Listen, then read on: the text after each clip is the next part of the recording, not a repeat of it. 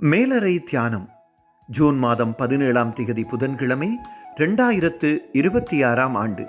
எழுதியிருப்பவர் அவுல்வின் பல்னேவ், பிரித்தானிய Colombia, Canada. தலைப்பு: யாருடைய அபிப்பிராயம் முக்கியமானது? வாசிக்க வேண்டிய வேதப்பகுதி 1 பேதுரு 2ஆம் அதிகாரம் 4ஆம் வசனம் தொடங்கி 10ஆம் வசனம் வரை.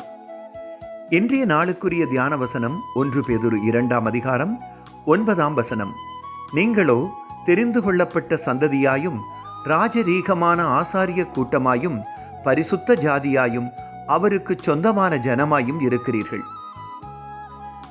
சிறுவயதில் நான் அயர்லாந்தில் வாழ்ந்த காலத்தில் சில கிழமைகளுக்கு ஒருமுறை பழைய பொருட்கள் இருக்கிறதா என்று கேட்டபடி ஒரு வயோதிபர் குதிரையில் வருவார்.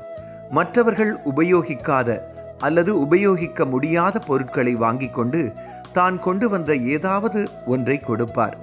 பெறுமதி இல்லை என்று மற்றவர்கள் நினைப்பதை பெறுமதியானதாக அவர் நினைப்பார்.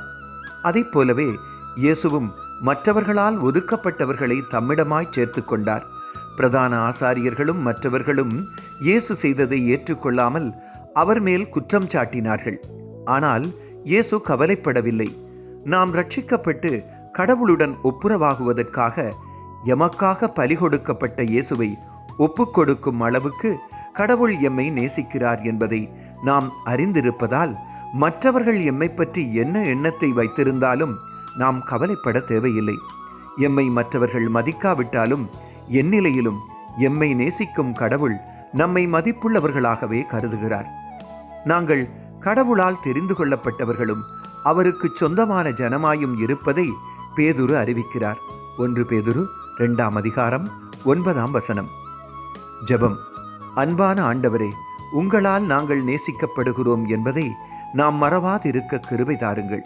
எமது வாழ்வில் உங்கள் அன்பை வெளிப்படுத்த உங்கள் வழிநடத்தலை தாருங்கள். ஆமேன். இன்றைய நாளுக்குரிய சிந்தனை: மற்றவர்களின் அபிப்பிராயங்களிலும் பார்க்க கடவுள் என்னை பற்றி நினைப்பதே முக்கியம்.